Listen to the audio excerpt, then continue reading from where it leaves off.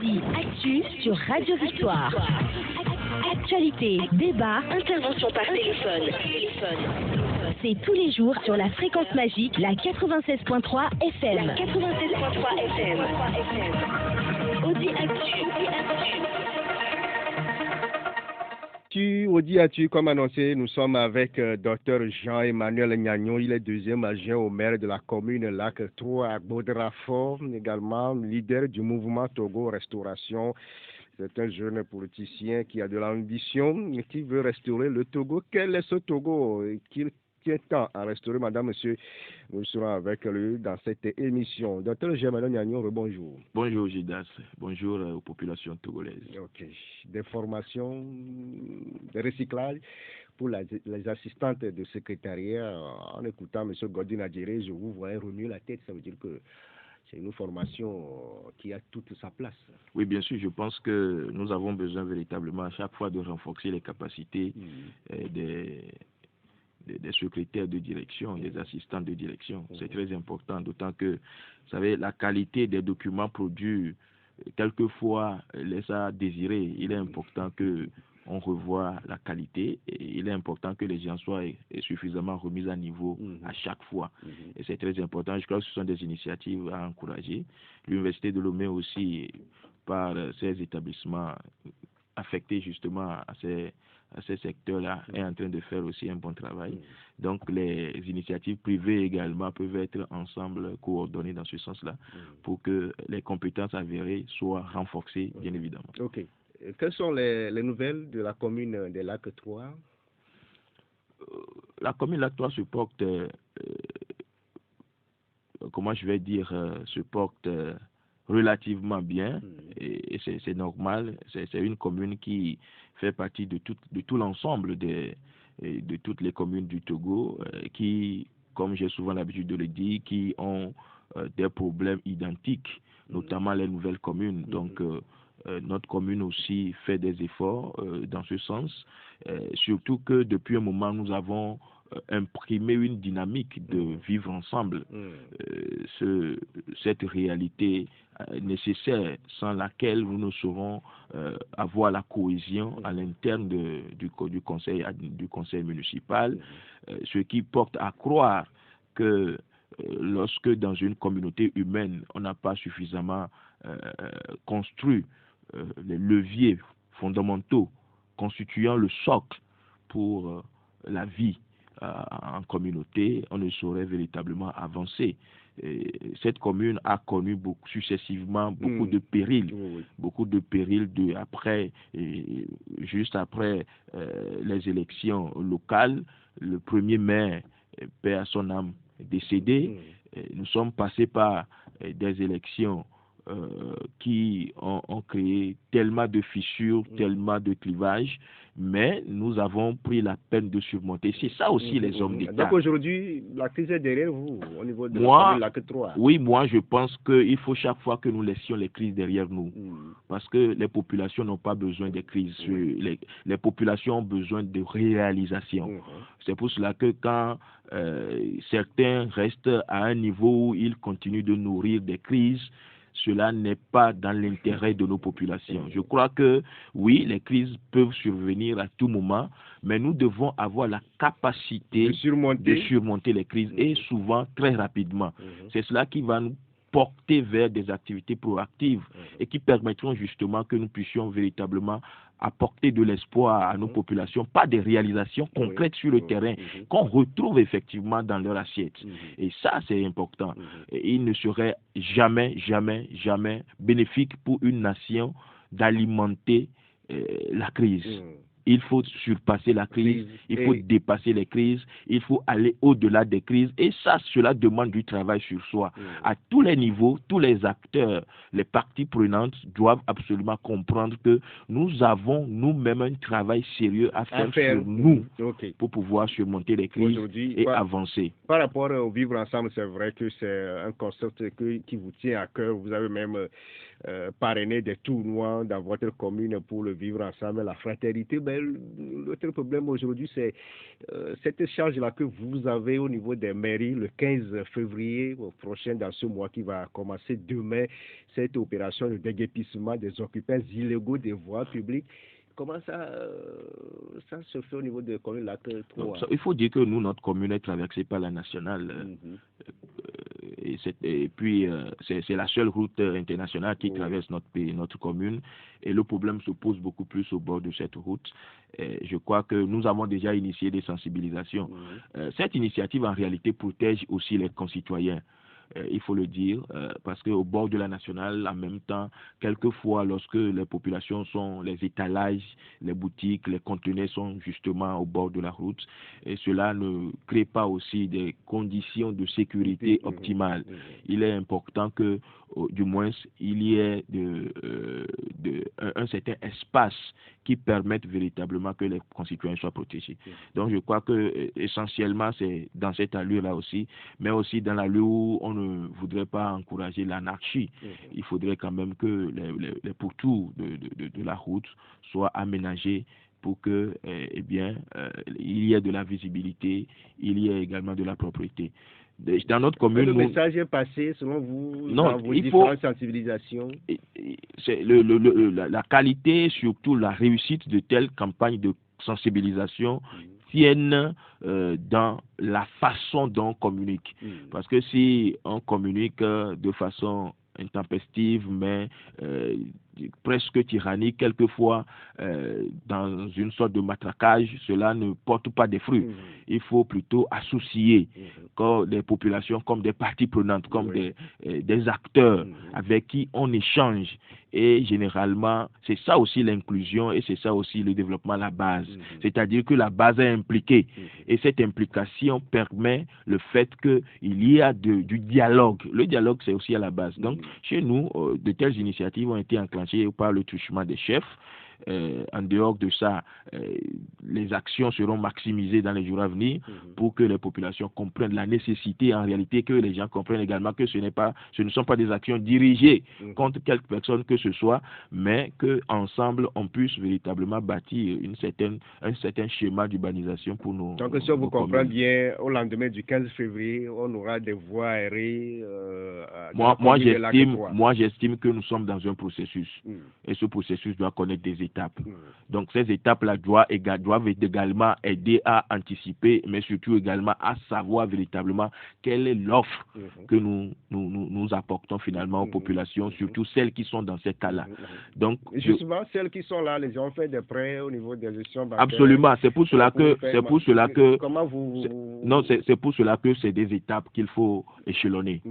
Il ne faut pas dire que non, c'est vrai, il y a une date butoir qui est là, mais au-delà de cette date, il faut dérouler tout un processus qui a des étapes. Ok. Vous êtes chez nous ce matin avec plusieurs casquettes. Au-delà de votre titre de conseiller municipal, vous pilotez aussi le mouvement Togo Restauration. On vous a connu au sein des FDR de Maître Paul Dodji. À Pévon, vous étiez l'un des leaders de cette formation politique, mais entre-temps, vous avez quitté cette formation politique. On se demande quelles sont les raisons qui vous ont poussé réellement à mettre sur le pied ce mouvement Togo Restauration. Vous savez, le narratif qui a prévalu dans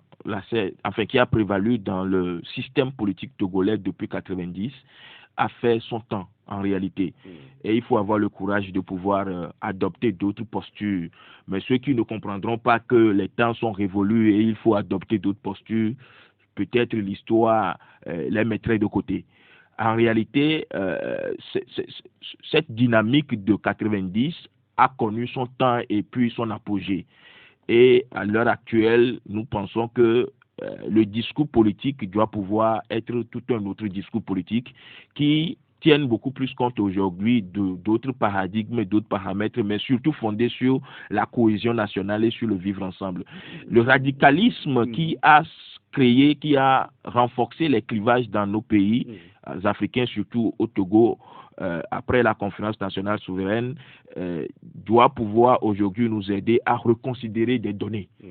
Et nous, au niveau du mouvement togolais pour la restauration, et c'est la nouvelle dénomination, et nous sommes en train de communiquer là-dessus depuis un moment, le mouvement togolais pour la restauration, le MTR, ce mouvement entend en réalité créer un Togo réconcilié, un Togo pour plus de prospérité, plus de démocratie, plus de justice sociale, et tout en fondant ces réalités sur l'inclusivité, l'intégrité, l'unité.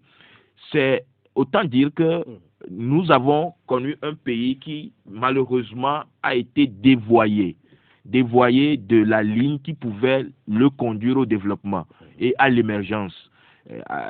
Les événements malheureux de 1963, il faut le rappeler, n'ont pas aidé le pays véritablement à continuer un processus d'émergence.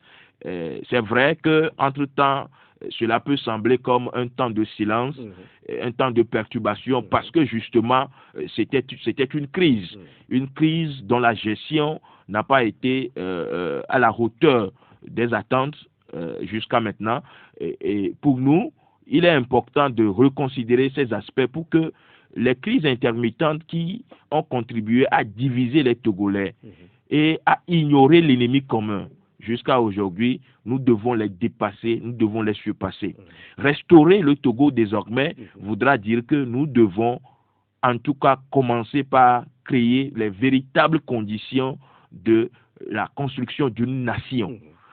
Une nation a besoin de ses fils et de ses filles. Une nation, c'est une entité où finalement chacun ne se demande pas qui est l'autre, d'où vient-il sur un même territoire, d'où vient-il, quel est son passé, qu'est-ce qu'il veut, etc. Mais c'est des frères, c'est une nation, c'est des frères, c'est des gens qui sont portés par la concorde, par la fraternité justement, et qui s'asseyent pour avoir une vision, pour avoir une longue portée de vue par rapport à la destinée de leur communauté ou bien de leur nation. Vous pensez que c'est ce qui manquait à vos aînés? La dernière fois, j'intervenais, je faisais comprendre qu'en réalité, à un moment donné d'une lutte qu'on fait, il faut finalement commencer par se poser les questions sur les raisons fondamentales de notre lutte. Quelles sont les raisons fondamentales de notre lutte? En réalité, nous luttons pour quoi? Je me suis posé cette question-là depuis un moment. En réalité, je me suis engagé en politique. Pourquoi? Et je lutte, je fais des revendications quelquefois, j'attire l'attention quelquefois, j'éclaire la lanterne des populations quelquefois, mais en réalité, quelles sont les raisons profondes de mon engagement? Je crois que cet exercice doit être fait par tout acteur politique à un moment donné de son parcours.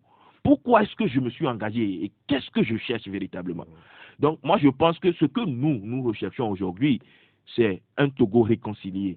C'est un Togo où on dépasse les clivages politiques, les clivages ethniques, on dépasse les fossés qui nous ont séparés et qui nous ont fragilisés pendant plusieurs années, et qu'on puisse donner véritablement la chance à la confiance.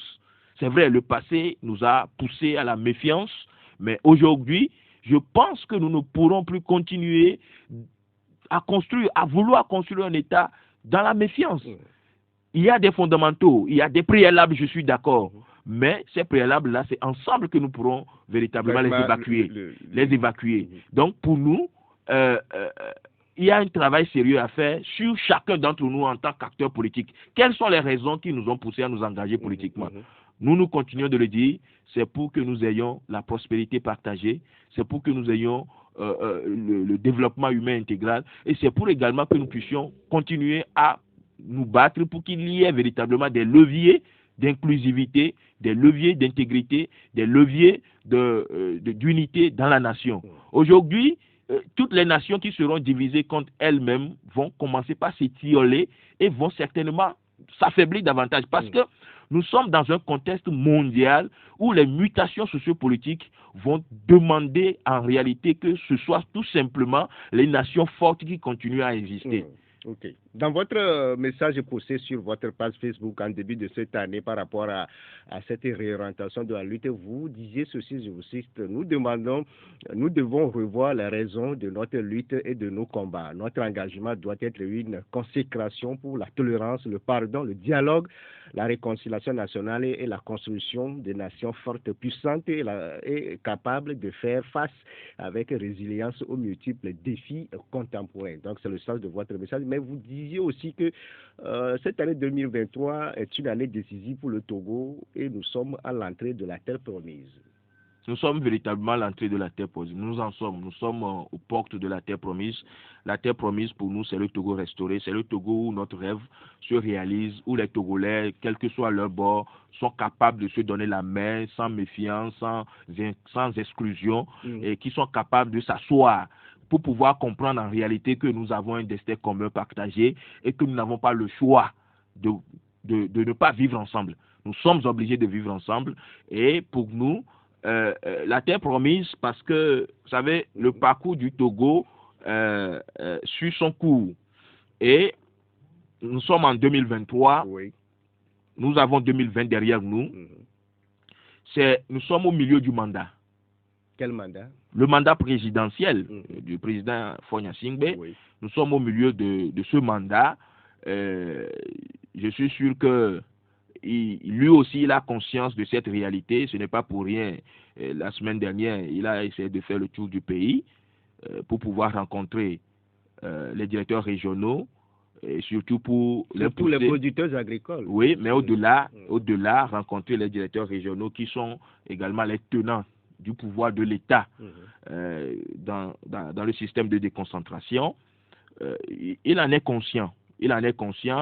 Et il sait également que, en réalité, les propositions, les suggestions, les recommandations pour pouvoir bâtir un Togo restauré, surtout par la restauration de l'État, de la capacité de l'État à pouvoir protéger les populations, il en est conscient. Et je pense que c'est une année décisive pour nous dans notre parcours politique pour pouvoir voir se réaliser le rêve du Togo restauré, du Togo réconcilié, du Togo où les élections ne pourront plus nous diviser, parce que ce sont des défis qui nous sont lancés. C'est une année électorale avec au moins 2 élections majeures, les élections régionales qui sont prévues. Déjà, la situation est actée actuellement. Des élections législatives qui sont également là. C'est un rendez-vous pour le peuple togolais de pouvoir expérimenter son sursaut d'orgueil pour pouvoir montrer sa maturité politique encore vers l'apaisement, vers la redistribution des cartes et vers surtout la reconfiguration du paysage politique togolais. Et c'est pourquoi nous sommes sûrs que nous sommes à l'entrée de la terre promise. Dans l'histoire politique du Togo, cette année sera véritablement une année décisive. Ok. Madame, monsieur, nous sommes avec le Dr Jean-Emmanuel Nyagnon, premier responsable du mouvement togolais pour la restauration, maire adjoint de la commune Lac 3 Bodrafort. On marque la pause et on revient avec lui pour la suite de ce débat. Audi Actu, c'est du lundi au vendredi sur Victor FM. Audi Actu, retour en studio avec notre invité, Dr Jean-Emmanuel Nyagnon. Il est le premier leader du mouvement togolais pour la restauration, deuxième adjoint au maire de la commune des Lacs 3 Bodrafort. C'est un universitaire aussi, il est docteur en lettres modernes. Il est avec nous ce matin. Docteur, vous disiez tantôt qu'aujourd'hui les Togolais doivent se faire confiance. Les élections ne doivent pas nous diviser parce que la plupart de nos problèmes viennent au lendemain des élections. Et justement, cette année, on a encore 2 scrutins majeurs devant nous, les régionales et les législatives, même si les dates ne sont pas encore connues. Ces élections auront lieu cette année. Quelle est la position du mouvement togolais pour la restauration? Vous y participerez à ce scrutin? Les élections sont des moments de contribution, de prise de parole et surtout d'expression de citoyenneté. Et surtout pour les mouvements ou les partis politiques, c'est le temps où vous allez vous juger par rapport à votre adhésion au milieu de la population. Et pour nous, ce n'est que le cadre conventionnel et réglementaire d'expression politique. Et nous ne saurions écarter les opportunités. Nous sommes en train de travailler, nous sommes en train de mobiliser les jeunes qui ont compris que le pays doit se bâtir dans la fraternité et dans la paix, et que les élections ne doivent plus diviser les Togolais. Nous continuons de sensibiliser et nous continuons également d'appeler les acteurs politiques à la fraternité, à la solidarité et à comprendre que le temps où les soubresauts politiques sont généralement fondés sur les élections, que les élections soient toujours chrysogènes, que nous puissions dépasser ce temps-là et que les donnes mondiales contemporaines aujourd'hui nous imposent des attitudes progressistes. Et ça, c'est important. Et donc, le mouvement togolais pour la restauration va examiner, au moment venu, le déroulé qui sera donné de ce processus électoral, et va également voir et être ouvert tout en apportant sa pierre pour que s'il y aura des réflexions autour du processus, pour que cela soit suffisamment inclusif et que cela permette également que des leviers de paix soient renforcés et soient protégés. Nous sommes des acteurs potentiels dans ce sens-là. Et donc, notre réflexion se fonde également sur le fait que oui, il y a des élections législatives, il y a également les régionales. Les élections législatives, le Togo a déjà la pratique par rapport à cela. Ce qui sera la nouveauté, ce sont les élections régionales.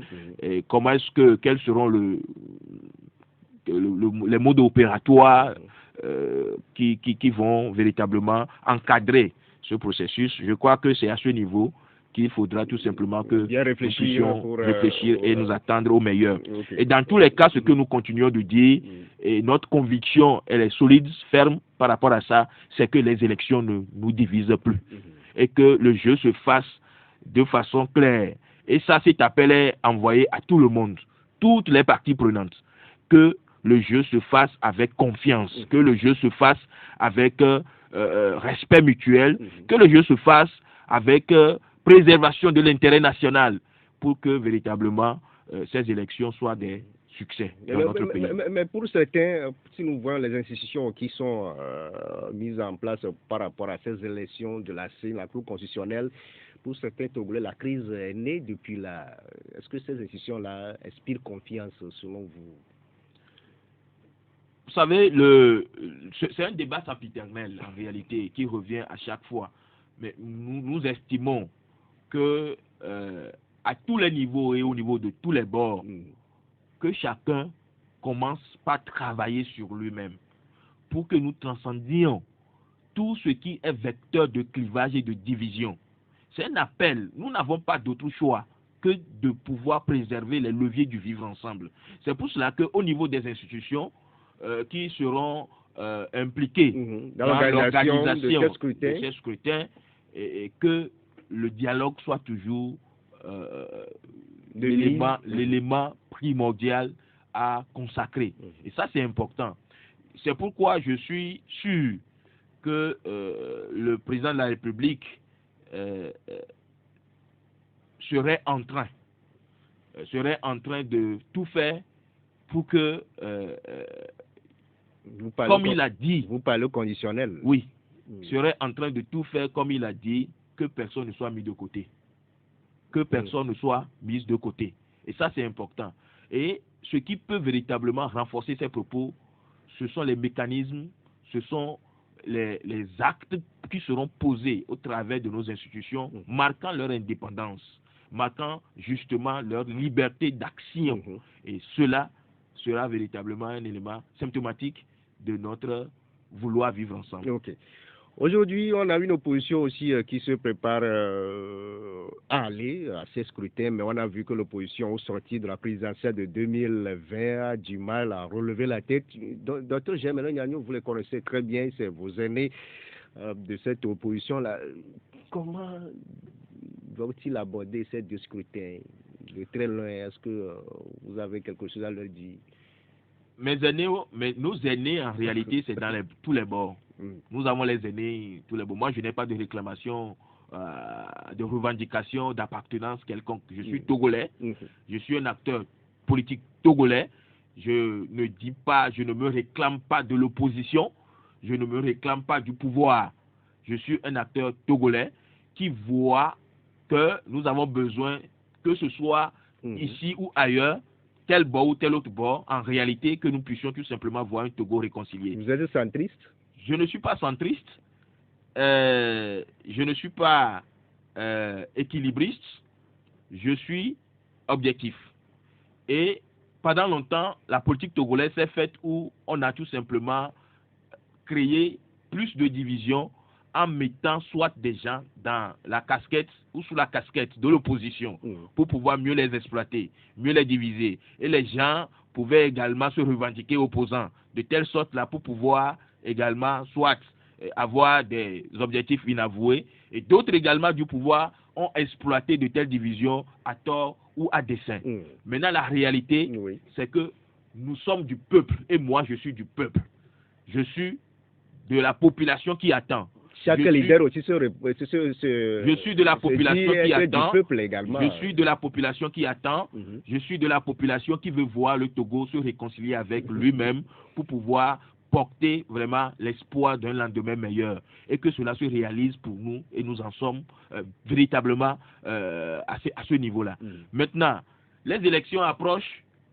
Chaque formation politique a la liberté de pouvoir s'organiser. Et chaque formation politique a également la liberté de se fixer ses ambitions et ses objectifs. Mais ce qui est fondamental, c'est que nous puissions toujours agir dans le sens de l'apaisement. Parce que, en réalité, vous voyez, le terrorisme est à nos portes. Imaginez une nation fragilisée. Dans nos murs.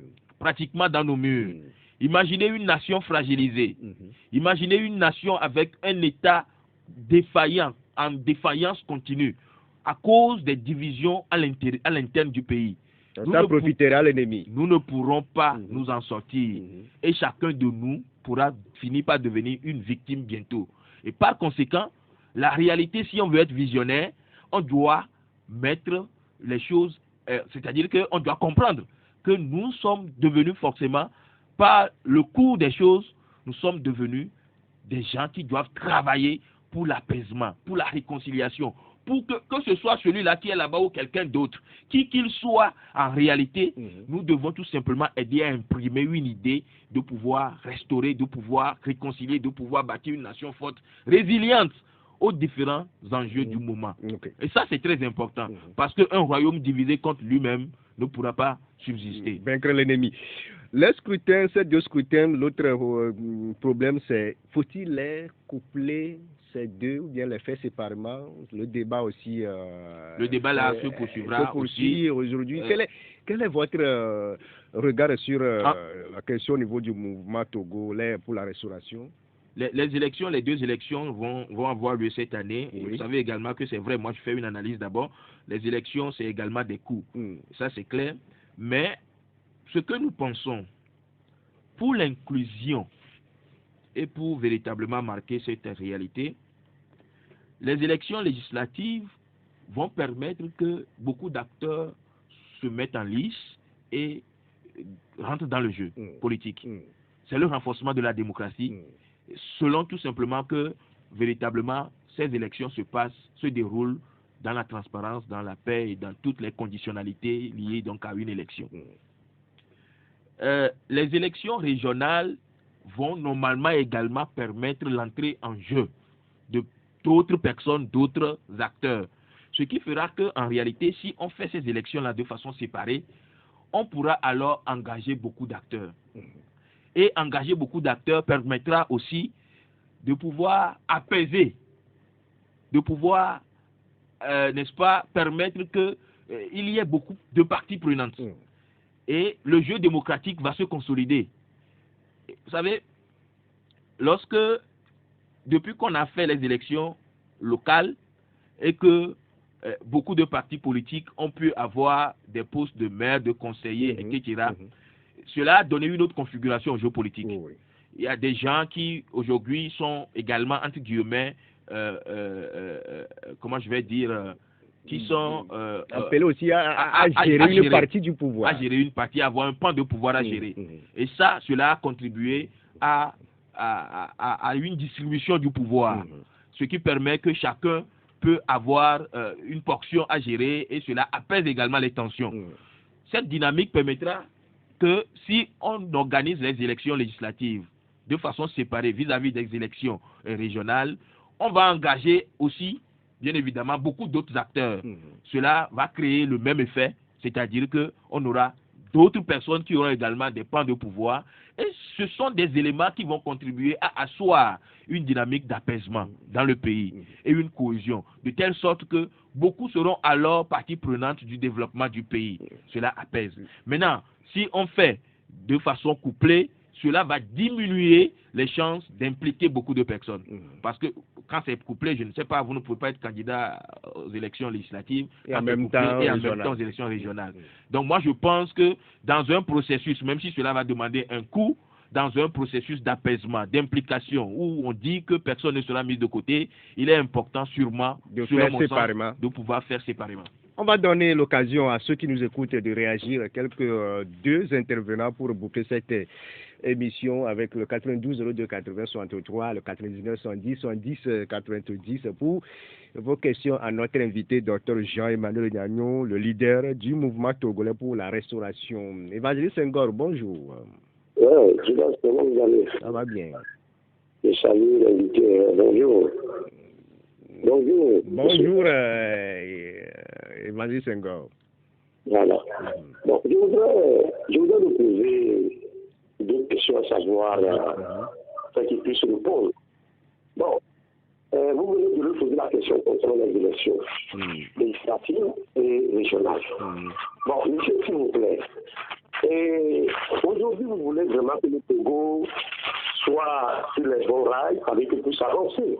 Mais voilà que, étant un politicien, mais il y a certaines personnes qui sont à l'extérieur de cette nation du Togo. Bon, là où nous voyons là, le président de l'MPD qui est dans son champ de maïs là-bas. Bon, et vous voulez quand même organiser ces élections, tout qu'elles ont fait. Est-ce que ça serait des élections qui durent? Ça, c'est la première partie. Deuxième partie, monsieur le président, dites-nous si aujourd'hui les élections au Togo, c'est l'intérêt personnel ou bien c'est l'intérêt général. Je vous remercie. On vous remercie, Évangéliste Senghor. Monsieur Gado, bonjour. Judas. Bonjour, monsieur Gado. Bonjour à votre invité. Bonjour. Bon, monsieur, voilà ma question. Oui. Nous tous, on a soutenu l'opposition, bec et ongle. Bon, aujourd'hui, je voudrais vous demander, qu'est-ce que la population a récolté dans tout cela? Exil, pieds cassés, tête cassée, patati patata. Aujourd'hui, dites-moi, entre l'opposition et le pouvoir, qui a foué le peuple? Moi, ma réponse est déjà dans ma question. Dites-moi la main sur le corps. Qui a foué le peuple? Merci. Merci beaucoup à vous, monsieur Gado. Le dernier, c'est monsieur Pelé. Monsieur Pelé, bonjour. Oui, bonjour. Bonjour, monsieur Pelé. Ok, je salue notre invité. Oui, merci. Bon, je pense que quand vous parlez d'aller aux élections, j'ai l'impression que vous mettez la charrue devant les deux. Il faut parler des élections transparentes. Quand vous parlez des élections transparentes, ça veut dire que vous voulez des élections. On dit une élection, parce que tout le monde a dit que les élections sont sorties dans le cadre légal. Est-ce que les élections prochaines, quand vous parlez de coupler, de multiplier, tout ça, là, ce n'est pas ça l'essentiel. Parce que le pouvoir RPP n'a jamais organisé une élection transparente. Nous parlons d'organiser une élection transparente. Parlez de ça. Quand vous parlez des élections locales, tous les pouvoirs des maires sont depuis le pouvoir. Le grand marché de l'Union devait revenir à la au GOR 4. Parce qu'on a réuni toutes ces choses-là, c'est ça qu'il faut parler d'abord. Parce que c'est une stratégie du pouvoir d'amener des gens de dire aller aux élections, Donc, aller aux élections, le peuple n'a pas refusé ça. Mais organiser une élection transparente en bonne et due forme. Merci. Merci beaucoup à vous, Pelé. C'est vous qui bouquez les réactions téléphoniques. Docteur Jean-Emmanuel Gagnon, vous les avez écoutés pour nos trois préoccupations. Apparemment, les élections, ce ne sont pas au goût du jour au Togo. Mais pour le Évangéliste Senghor, on parle des élections, mais aujourd'hui, on a des exilés politiques, des détenus politiques. Il a cité le cas du président du MPDD, Dr Gabriel Agbeoum et Kodjo. Dans ces conditions-là, peut-on parler des élections qui vont satisfaire les Togolais? Pourquoi ces Togolais-là aussi ne peuvent pas rentrer et organiser une élection comme vous dites que on doit faire dans la transparence, la paix, la convivialité, la fraternité? Vous savez, la paix se construit et la paix demande que tous les acteurs comprennent le sens de la paix. L'apaisement n'est pas seulement l'effort d'une seule partie, c'est les deux parties. Lorsque, par exemple, en vérité, moi je parle toujours le langage de vérité quand je suis sur ces sujets-là. Vérité avec grand V. En tout cas, ma vérité. Ok. Ma façon de voir la chose, qui n'est pas forcément acceptée, qui n'est pas forcément reçue par les autres. Mais le peuple togolais doit pouvoir apprendre de ses déboires. Il doit pouvoir également apprendre de ses expériences douloureuses passées pour comprendre en réalité comment il se positionne. Quand, que ce soit de tel bord ou de tel autre bord, quand le langage qu'on tient est un langage de violence, quand le langage est un langage qui ne rassure personne, même le bourreau a besoin d'être rassuré. Même le bourreau a besoin d'être rassuré. Il y a un internaute qui écrit que depuis qu'on vous a vu avec le colonel Massina, vous avez changé de langage. Mais écoutez, si je n'ai pas besoin, on pourra me voir même avec le président de la République. Ah bon? Oui, bien sûr, parce que c'est notre vision. Notre vision, c'est que nous puissions nous donner la main. C'est que et de la même manière, on peut me voir également avec le président Fabre, avec quelqu'un d'autre. Parce que ce sont des citoyens, ce sont des concitoyens. Le colonel Massina, c'est un concitoyen, c'est un frère, c'est un grand frère. Le président de la République, Foya Singbe, c'est un grand frère. Et Apevon, c'est un papa, et les autres, etc. Donc, qu'on ne demande pas que nous soyons des ennemis. Moi, en tout cas, aucun Togolais ne pourra plus me forcer à prendre quelqu'un comme un ennemi. L'ennemi commun est ailleurs. Nos ennemis ne sont pas dans le pays, ils sont ailleurs. Maintenant, entre nos frères, si on n'arrive pas à s'entendre, asseyons-nous, discutons et comprenons beaucoup de choses. Moi, je milite pour la paix, pour l'apaisement, pour que nous puissions avoir un Togo qui puisse véritablement construire, nous aider à construire un lendemain meilleur pour nos citoyens. Et pour la plupart, aujourd'hui, les élections sont inopportunes dans une situation où on a des crises, la vie chère. Il faut, de part et d'autre, j'appelle les élections. Non, nous nous précipitons selon les intervenants. J'appelle tous les bords qui ont connu des difficultés à pouvoir mettre de l'eau dans leur vin et pouvoir accepter de s'asseoir. Quand, par exemple, quelqu'un est à l'exil et la personne nourrit l'intention de rentrer, la personne, tout simplement, nourrit également l'intention de la paix, de l'apaisement. Je crois que c'est ça. Et de la même manière, ceux qui sont également ici feront de même. Et je pense aussi justement, que... vous donnez l'agenda prochain de votre mouvement rapidement pour boucler parce que qu'est-ce que le mouvement prévoit dans les jours à venir rapidement? Nous allons faire un tour dans le pays pour continuer à prêcher notre message de paix et de vivre ensemble. Nous en avons besoin, c'est une condition sine qua non pour bâtir un Togo résilient vis-à-vis des enjeux majeurs du moment dans le monde et dans la sous-région. Merci beaucoup à vous, Dr Jean-Emmanuel Nyagnon, premier leader du mouvement togolais pour la restauration, deuxième adjoint au maire de la commune de Lac 3 à Bodrafort. C'est un universitaire, madame, monsieur, vous l'avez suivi. Haïté Vincent, c'est lui qui a sur la mise en onde, Claude Giardino a réalisé l'émission. Le directeur Facebook, c'est avec Enjoy. Madame, monsieur, c'est fini pour aujourd'hui. Portez-vous bien sur la chaîne de l'excellence. On vous souhaite d'ores et déjà un bon et futur mois de février à partir de demain.